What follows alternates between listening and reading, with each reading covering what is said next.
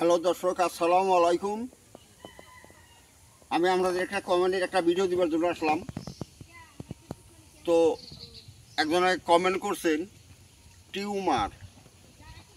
টিউমারের জন্য কি গাছগাছরা আছে, কি গাছগাছরার দ্বারাই টিউমার ভালো করা যায়।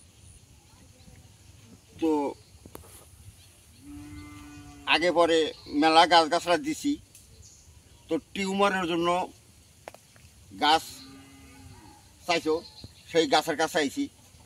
তো গাছটা দেখার আগে, জানার আগে যে আমার ভিডিওর মাঝে সাবস্ক্রাইব করছো তার জন্য অনেক অনেক ধন্যবাদ। যে সাবস্ক্রাইব করো নি তাকে অনুরোধ করবো আমার ভিডিওর মাঝে সাবস্ক্রাইব করো। কেননা যখন আমি এই মূল্যবান ভিডিওগুলো দিব সবার আগে যাতে তোমার মোবাইলে যায়, এই আশা রেখে আমি কিন্তু এই মূল্যবান ভিডিওগুলো তোমাদেরকে দিচ্ছি। যে ফেসবুকে দেখতে চাও আমার পেজটা ফলো করো, এদিক ওদিক শেয়ার করো। যে যা হোক, এখন কোন গাছের দ্বারায় তোমার এই বেমার ভালো হবো, কোন গাছের দ্বারায় তুমি টিউমার ভালো করতে পারবা, সেই গাছটা আমি এখন দেখাইতেছি। এই যে গাছটা দেখো, এই গাছটা দেখো। গাছ দেখলে নিশ্চয় চিনতে পারছো, সবাই চেনো। হ্যাঁ, এই গাছটা, এই চারা গাছের কাছে আসার উদ্দেশ্য মানে কাজ করতে চারা গাছটাই লাগে, যার জন্য এই গাছের কাছে আইছি। এর নাম হচ্ছে কদম গাছ।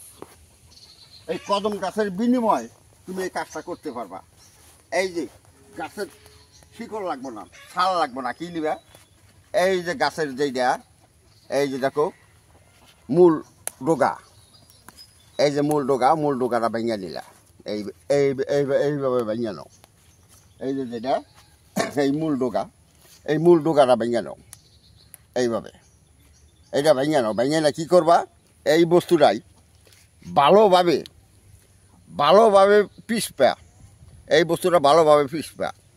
হ্যাঁ, ডললেও অবশ্য কাজ হবো, ডললেও কাজ হয়, কিন্তু পাটাতে ভালোভাবে পিসা নিলে ভালো হবে। ভালো করে এই বস্তুটা পিসা কী করবে, যে এটা টিউমারের জায়গা, যে জায়গায় টিউমার উঠছে ওই জায়গায় এটা ন্যাপ দিবে, ওই জায়গায় এটা ন্যাপ দিবে। হ্যাঁ, ভালোই কিছুদিন দিতে লাগবে। দিতে দেখবা কি, যদি মাংসর উপরে যেটা টিউমার বাইসা উঠছে, যেটা মাংসের উপরে টিউমার যেটা বাইসা উঠছে, দেখো আস্তে আস্তে ওই টিউমারটা শুকাইয়া যাব। কিন্তু এর সাথে আরও একটা বস্তু যদি খাইতে পারো তাহলে অনেকখানি ভালো হবে। খুব ফট করে সারবে। গাছটা সবারই পরিচিত, সবাই জানে। আগে পরে বহুত চর্মরোগের জন্য খাইতে দিচ্ছি।